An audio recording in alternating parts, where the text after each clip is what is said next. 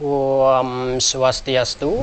Om Swastiastu. Om Maigamastu Namasidam Om Sidrastu Tatastu Swaha. Selamat sore para pemirsa TVRI dimanapun Anda berada. Berjumpa kembali bersama saya Made Krishna dalam acara Mimbar Agama Hindu. Pertama-tama marilah kita aturkan puja pengastungkara kepada Ida Sang Hyang Widiwasa, karena atas asung kertawara nugraha beliaulah kita dapat berjumpa kembali dalam acara Mimbar Agama Hindu pada sore hari ini dalam keadaan sehat dan juga berbahagia.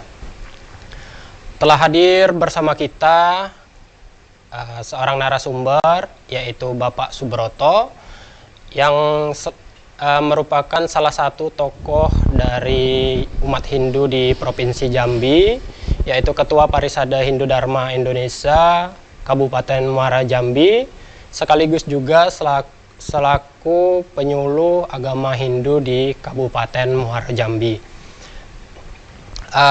Yang mana pada sore hari ini akan bersama-sama dengan kita membahas tema yang sangat menarik, yaitu memahami ajaran yadnya untuk mendapatkan rasa ikhlas.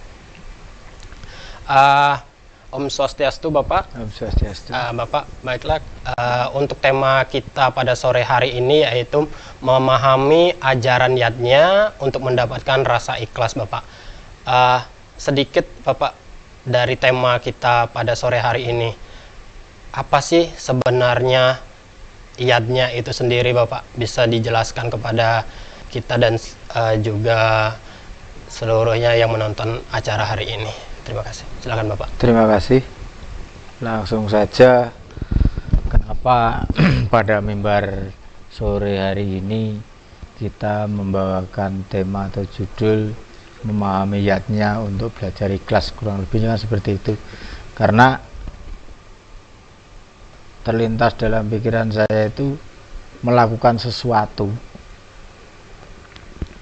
itu tanpa pemahaman apa yang dilakukan itu tidak bernilai apa-apa, apalagi ikhlas kan. Jadi suatu keikhlasan itu harus punya alasan.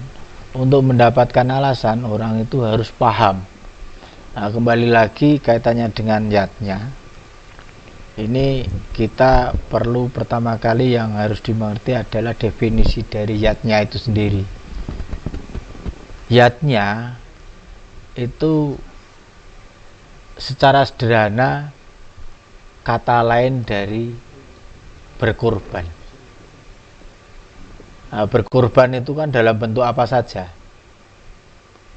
mengorbankan waktu, pikiran, tenaga, dan yang lainnya untuk mencapai suatu tujuan tertentu. Nah, berkaitan dengan pembahasan kita ini, yang dimaksud yadnya itu lebih pada kita ingin memaknai kata yadnya itu dalam nilai-nilai luhur yang disampaikan dari sastra Weda kita untuk dilakukan oleh umat sedharma dimanapun berada. Ayatnya itu sendiri artinya korban suci. Korban suci sebagai bentuk persembahan kita kehadapan ide Sang Yang Dewasa dan juga kepada para dewa, para leluhur, pada manusia itu sendiri, dan pada unsur alam yang ada yang disebut dengan Bhutakala. Nah, itu intinya. Lah, kenapa kita harus berkorban? Tujuannya adalah untuk menunjukkan rasa terima kasih kita kepada semua unsur yang memberikan kita hidup ini. Kita terlahir di dunia ini kan karena diciptakan, dan kita hidup di dunia ini karena unsur lain yang ada, seperti suatu yang dipersembahkan, yang diberikan oleh alam ini berupa sumber-sumber makanan dan minuman dan sumber-sumber lain, sehingga kita hidup di dunia ini bisa berkembang dan merasakan kenikmatan yang diberikan oleh alam semesta ini sendiri. Baik Pak, kalau untuk yatnya sendiri itu berarti korban suci kita yang tulus ikhlas itu yang kita tunjukkan kepada Ida Sang Hyang Widi-Wasa ataupun para dewa gitu ya Pak ya. Nah, saya pernah baca nih Pak di dalam di dalam agama Hindu begitu. Kita yatnya itu ada 5 jenis gitu Pak. Yang disebut pancayatnya gitu Pak. Bisa nggak Pak digambarkan atau dijelaskan sedikit tentang apa sih 5 korban suci kita ini gitu Pak? Apa sih pancayatnya ini sendiri begitu? Ya, terima kasih. Seperti yang saya sampaikan tadi, kaitannya dengan kita memaknai dari yatnya itu sendiri sehingga dirumuskan menjadi bagian-bagian yang disebut dengan pancayatnya.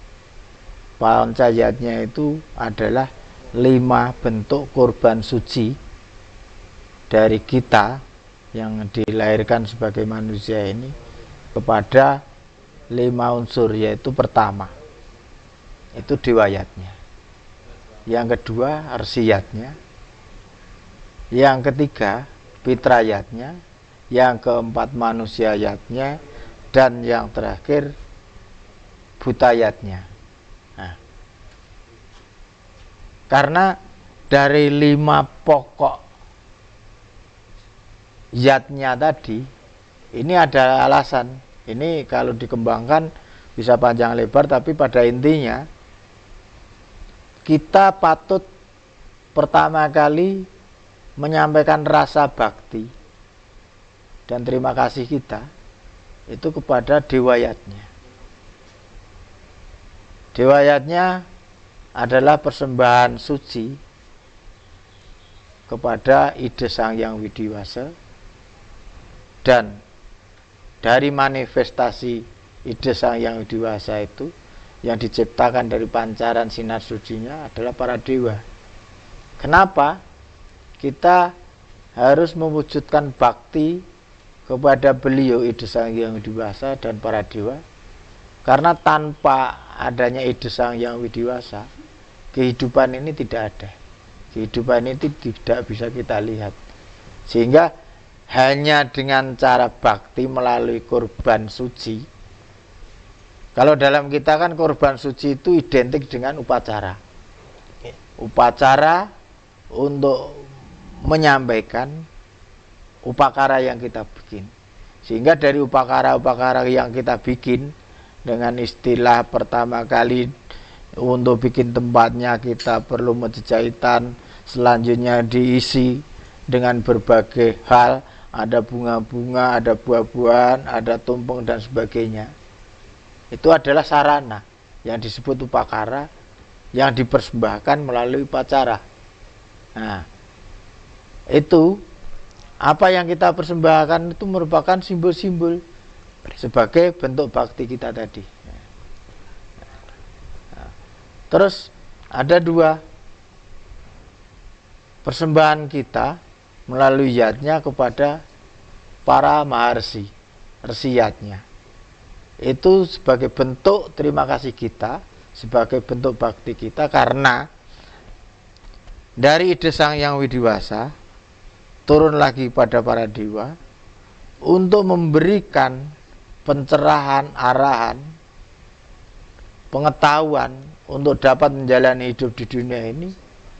Ini pertama-tama itu diberikan oleh para suci, para maharsi, itu dengan menurunkan ilmu. Maka muncullah kitab-kitab suci yang ada untuk memberikan arahan hidup kepada umat manusia pada khususnya. Baik Pak, saya potong sebentar Pak, kita harus rehat sejenak. Baiklah para pemirsa TVRI, kita akan lanjutkan perbincangan yang sangat menarik ini setelah pariwara berikut ini.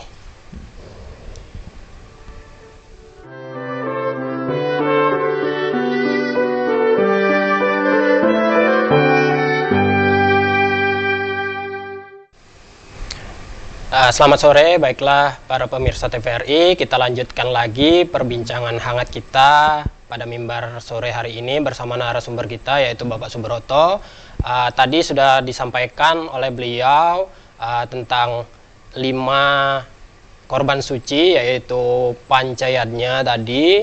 Yang pertama yaitu dewayatnya, yaitu pengorbanan suci kita sebagai manusia kepada Ida Sang Hyang Widi dan juga manifestasinya yaitu para dewa-dewa.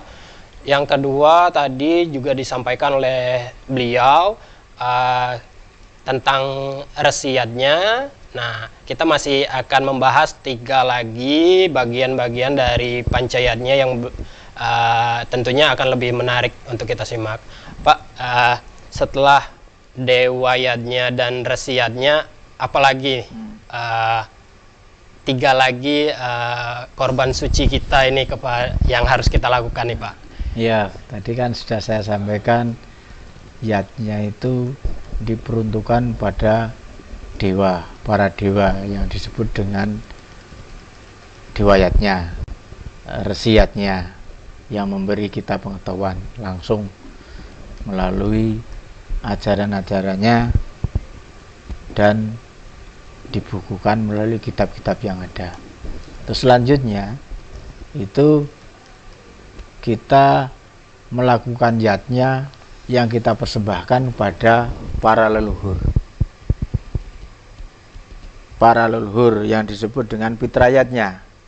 Nah, lalu fitrayatnya itu sebagai contoh apa saja? Pada saat orang tua kita atau keluarga kita meninggal, itu yang lebih banyak sudah diketahui umum itu dengan tata cara ngaben, yaitu dalam proses pembakaran jenazah. Nah, pembakaran jenazah ini tujuannya adalah mempercepat penguraian dari unsur panca mahabhuta, yaitu unsur-unsur alam yang membentuk kita sebagai manusia itu, untuk mempercepat prosesnya sehingga perlu dibakar. Nah, dan upacaranya disebut ngaben. Tujuan lain adalah mempercepat proses menghantarkan para leluhur kita untuk menuju jalan pulang ke nirwana dengan berbagai doa yang diupayakan. Doa ini kan bagian dari upaya, bukan sesuatu yang menentukan, tapi doa ini adalah upaya bagi keluarga yang masih hidup ini agar yang sudah meninggal itu diberikan jalan terang, mendapatkan tempat yang sesuai dengan karmanya di dunia ini, dan punya harapan lain, semoga misalnya dalam kehidupan di dunia ini banyak dosa-dosanya bisa dimaafkan dan sebagainya. Nah, sehingga perlu adanya upacara fitrayatnya tersebut. Dan misalnya kalau di Jawa itu ada istilah, setelah keluarga kita yang kita anggap leluhur itu, untuk mengingatkannya itu ada saat-saat tertentu itu dilakukan yang istilahnya pengeling-eling. Jadi orang Jawa untuk mengingat, untuk mendoakan leluhurnya dengan melalui persembahan itu istilahnya kenduri. Nah, kenduri itu ada yang namanya salah satu orang yang dituakan untuk mengikrarkan kenduri tersebut. Nah, semua harapannya adalah itu tadi, minta doa restu pada leluhur, mendoakan leluhur. Karena apa? Seperti di tempo-tempo yang lalu sering saya katakan bahwasanya kita hidup ini tanpa ada leluhur yang hidup sebelumnya, kita tidak akan ada di dunia ini. Karena satu rentetan panjang yang saling terkait, adanya Tuhan, adanya para dewa, adanya para leluhur, sehingga kita ada di dunia ini sebagai manusia. Nah, selanjutnya persembahan suci yang disebut dengan manusiayatnya. Nah, manusiayatnya itu dipersembahkan untuk siapa? Ya kepada Ida Sang Hyang Widiwasa, para dewa, para leluhur, sebagai bentuk terima kasih kita bahwasanya kita terlahir di dunia ini. Nah, dan perlu diingat, siapapun yang sudah mengetahui percaya bahwasanya kita hidup di dunia ini diiringi oleh saudara-saudara kita yang dalam bahasa kita, bahasa Bali disebut kanda empat. Kanda empat dewa, kanda empat buta, kanda empat manusia, kanda empat dewa, itu tatarannya. Nah, sehingga itu perlu diberikan persembahan sebagai bentuk rasa terima kasih ini, karena melalui mandat dari ide Sang Yang Widi Wasa, mandat dari para dewa dan leluhur, sehingga saudara-saudara kita ini selalu menjaga dan melindungi kita dari berbagai permasalahan hidup yang ada. Itu perlu dipercaya. Sehingga pada saat-saat tertentu, misalnya pada saat otonan dan sebagainya, pada saat manusia itu lahir, itu kita mengadakan upacara manusiayatnya. Bahkan dari kandungan itu sudah dilaksanakan, misalnya 7 bulannya, 3 bulannya, dan sebagainya. Kalau diungkapkan di sini panjang waktunya, nanti ada kode dari bapak ini, waktunya ada kehabisan.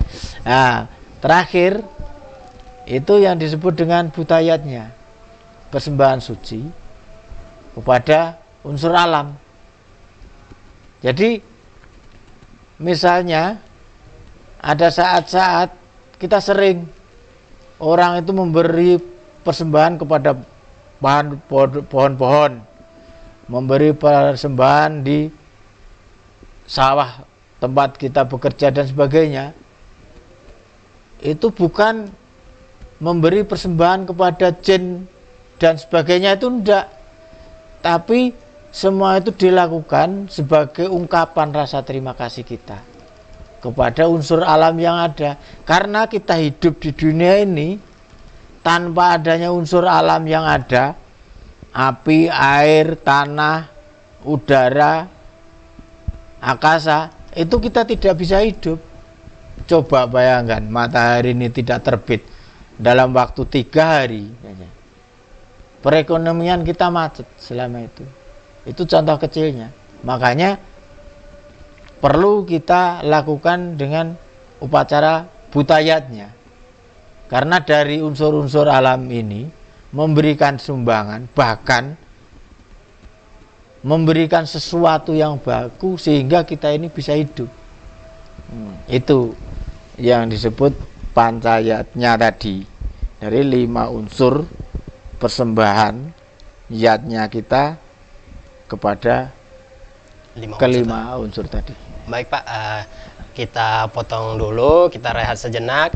Baiklah pemirsa TVRI, kita rehat sejenak, kita akan kembali setelah pariwara berikut ini.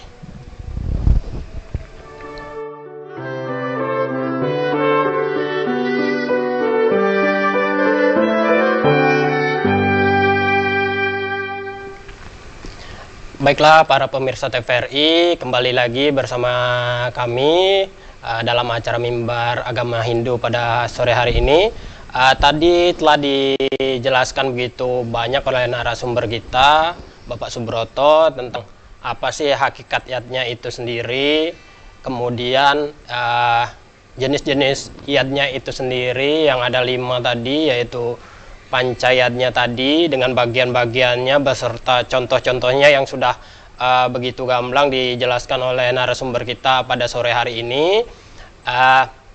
Sedikit Pak, yang ingin saya tanyakan Pak, dari semua yang sudah kita jabarkan Pak, begitu banyak kita yang harus kita korbankan Pak. Kita sebagai masyarakat Hindu Pak, khususnya generasi muda yang mungkin sekarang sudah beda zamannya Pak. Bagaimana kita sebagai umat Hindu menyikapi agar kita selalu senantiasa beriatnya dengan tulus ikhlas dalam kehidupan sehari-hari kita Pak. Bagaimana Pak? Terima kasih. Sebelumnya perlu dimengerti bahwasanya untuk melakukan yatnya itu 2 hal yang saling terkait, tidak bisa terpisahkan satu dengan yang lain. Itu adalah pembiasaan. yang kedua yakin. Tapi orang terbiasa itu bisa karena yakin. Orang yakin karena terbiasa. Nah, sehingga dengan keyakinan dan pembiasaan ini dijadikan kebutuhan. Kita beriatnya, ini kita jadikan bahwasanya hal tersebut menjadi suatu kebutuhan kita. Kita ambil sampel dalam hal lain. Kita punya HP, kita punya motor, kita punya mobil. Ini menjadi suatu kebutuhan, sehingga misalnya HP ini tidak ada pulsanya, tidak ada paketnya, mati. Motor begitu juga, mobil begitu juga. Lah untuk menghidupkannya berarti ada unsur, ada paket datanya. Kita beli pulsa. Motor misalnya biar hidup berarti kita harus beli bensin BBM. Begitu juga motor. Karena kita fokus ketiga hal tadi menjadi suatu kebutuhan yang mau ndak mau harus kita lakukan, sehingga kita menempuh cara, kita beli pulsa dan sebagainya. Begitu juga dengan niatnya. Pertama-tama kita harus membiasakan atas dasar yakin, sehingga menjadi kebutuhan. Nah, pada kesimpulannya seperti ini. Niatnya ini perlu kita lakukan secara ketulusan, keikhlasan. Karena apa? Ini jadi suatu kewajiban berbakti. Jadi untuk menumbuhkan rasa bakti dan ketulusan dari kita sebagai manusia dengan kelima unsur tadi, ini perlu hal tersebut menjadi kebutuhan kita. Oh, siapa? Kalau berarti dengan kita meyakini bahwa kita mau beratnya itu akan secara berkontinu, secara terus menerus itu pasti akan menjadi kebutuhan kita ya Pak ya, ayatnya itu sendiri ya Pak ya. Baik Pak, kita dari tadi sudah berbincang banyak tentang giatnya ini sendiri, tapi tetap waktu yang akan memisahkan kita Pak. Baiklah, para pemirsa TVRI dimanapun Anda berada, demikianlah perbincangan kami pada mimbar sore hari ini. Semoga apapun yang kami dan narasumber kami bicarakan hari ini di mimbar bermanfaat bagi kita semua, dan apapun yang kami bicarakan jika ada kesalahan mohon dimaafkan. Saya selaku pembawa acara dan juga narasumber izin pamit. Mudah-mudahan apa yang kita dapatkan hari ini menjadi berkah untuk kita semua, dan saya akhiri dengan Parama Santi. Om Santi Santi Santi Om.